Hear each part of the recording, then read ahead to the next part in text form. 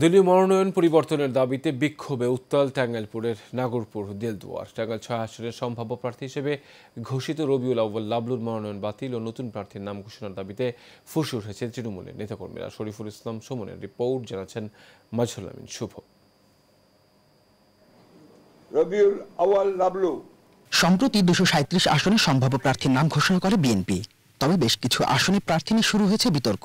এমন একটি আসন টাঙ্গাইল ৬, যেখানে তৃণমূলের নেতাকর্মীরা ঘোষিত প্রার্থী রবিউল আউয়াল লাবলুর মনোনয়ন বাতিল ও নতুন প্রার্থীর নাম ঘোষণার দাবিতে মাঠে নেমেছেন। কর্মীদের সাথে যাদের সম্পৃক্ততা ছিল আন্দোলন সংগ্রামে, যারা সবসময় সময় দিতে পারছে, তাদের বাদ রেখে বর্তমানে লাবলুকে মনোনয়ন দেওয়া হয়েছে, যার সাথে আমাদের কোনো পরিচয়ই নাই। দেশনায়ক তারেক রহমানের কাছে আবেদন জানাচ্ছি, আমাদের এই প্রার্থীর পরিবর্তে নতুন প্রার্থী আমাদের দেলদুয়া নাগরপুরের এমন প্রার্থীকে দেওয়া হোক যার অবদান আছে। 2018 ফ্যাসিস্টদের নির্বাচনে লাবলু সাহেব জাসদ থেকে নমিনেশন কিনে জাসদের নির্বাচনে অংশগ্রহণ করেছিলেন। দেলদুয়া নাগরপুর ৬ আসনের যাকে সম্ভাব্য প্রার্থী করা হয়েছে, আমরা এতে সন্তুষ্ট না, কারণ দুঃসময়ে দুর্দিনে তাকে আমরা পাইনি। আপনি খোঁজখবর নিয়ে দেখেন এই দেলদুয়া নাগরের ৬ আসনের আমজনতা কি চাচ্ছে, যে সম্ভাব্য প্রার্থী ঘোষণা করেছে জনাব লাবলু সাহেব, আমরা এটার পরিবর্তন চাচ্ছি।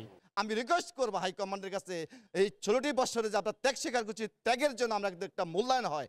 সম্প্রতি বিএনপি নীতি নির্ধারকদের কাছে পাঠানো এক চিঠিতে তৃণমূলের নেতাকর্মীরা দাবি করেন 2008 সালে স্বতন্ত্র প্রার্থী খন্দকার আব্দুল বাতেনের পক্ষে কাজ করেছিলেন লাবলু। 2018 সালে নির্বাচনে বিএনপি প্রার্থী গৌতম চক্রবর্তীর বিপক্ষে গিয়েও কাজ করেছেন। আজ আমার 90 বছর বয়স হয়েছে, আমি কিন্তু লাবলু চিনি নাই বা দেখি না, তার নাম শুনি নাই। নাগরপুরের পরিবর্তন চাই আমরা। যে প্রার্থী আসছে, এই প্রার্থী আমাদের এই এলাকায় কেউ চিনেই না এবং তারে কোনোদিন দেখেও নেই। চার দোকানে যে অর্থ এলাকার সব মানুষই আসে, লাবলু ভাইকে চায় না। আমার 80 বছর বয়স হয়েছে, আমি লাবলুরে দেখিনি, ভোট দিব কি? বিশেষ করে দেলদুয়ারের অধিবাসী যারা আছি খুব ব্যথিত, দুঃখিত, এই জন্য একটা পরিবর্তন চাই।